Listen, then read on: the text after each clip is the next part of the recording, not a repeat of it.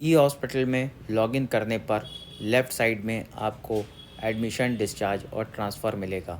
इस admission, discharge, transfer को जब हम क्लिक करते हैं तो इसके ड्रॉप डाउन में हमको मिलता है ट्रांसफ़र। इस ट्रांसफ़र को जब हम फर्दर ड्रॉप डाउन करते हैं तो इसमें ट्रांसफ़र फिर से एक बार मिलता है और इस ट्रांसफ़र को जब हम क्लिक करेंगे तो ट्रांसफ़र का करने का स्क्रीन पोर्टल ओपन हो जाता है।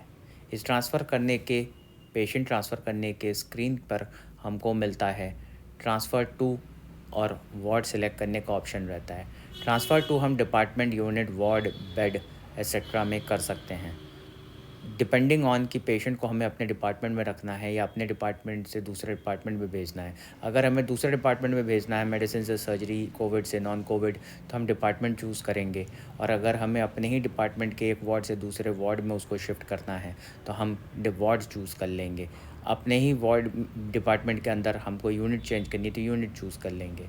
सेलेक्ट वार्ड में देखिए आपको मिलते हैं तमाम वार्ड्स जो केजीएमयू में हैं।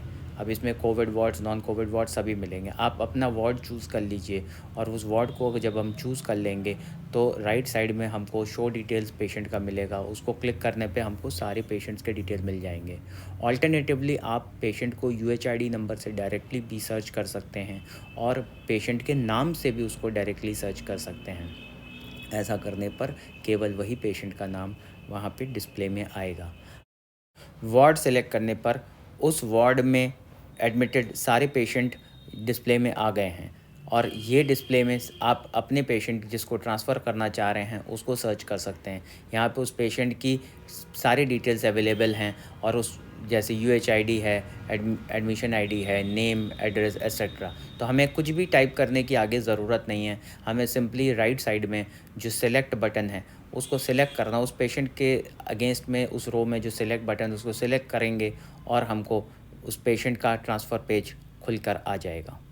ट्रांसफ़र पेज में आप पाएंगे कि पेशेंट की सारी डिटेल्स पहले से ही प्री फिल्ड हैं और जैसे कि आप देख सकते हैं करंट वार्ड जिसमें अभी है वो राइट साइड में डिस्प्ले में आ रहा है।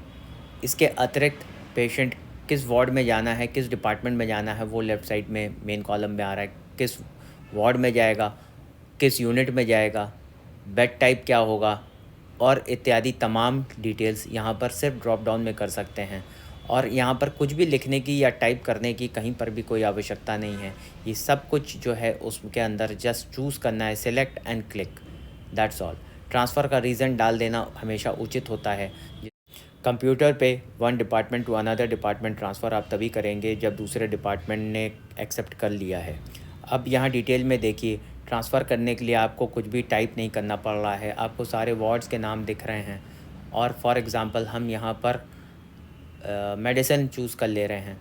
मेडिसिन चूज़ अगर हम करते हैं तो हमको मेडिसिन के जितने भी यूनिट्स काम कर रहे हैं वो सारे यूनिट्स डिस्प्ले में आ रहे हैं। यूनिट अगर हमने चूज़ किया तो जितने वार्ड्स उस यूनिट के हैं वो भी वहाँ पे दिख रहे हैं। हम वार्ड चूज़ करेंगे तो हमको बेड्स भी दिखाई पड़ेंगे, कितने बेड्स हैं, कौन कौन से बेड खाली हैं वो हमको यहाँ पर दिख जाएगा और हम इसको पेशेंट को उस पर्टिकुलर बेड या वार्ड में ट्रांसफ़र कर सकते हैं। जो कंसल्टेंट्स के नाम हैं वो भी देखिए उस डिपार्टमेंट और उस वार्ड के हैं, वो भी डिस्प्ले में आ रहे हैं। इस प्रकार रेलेवेंट डिटेल्स को भरकर हम ट्रांसफ़र बटन को क्लिक करेंगे और वो पेशेंट ट्रांसफ़र हो जाएगा।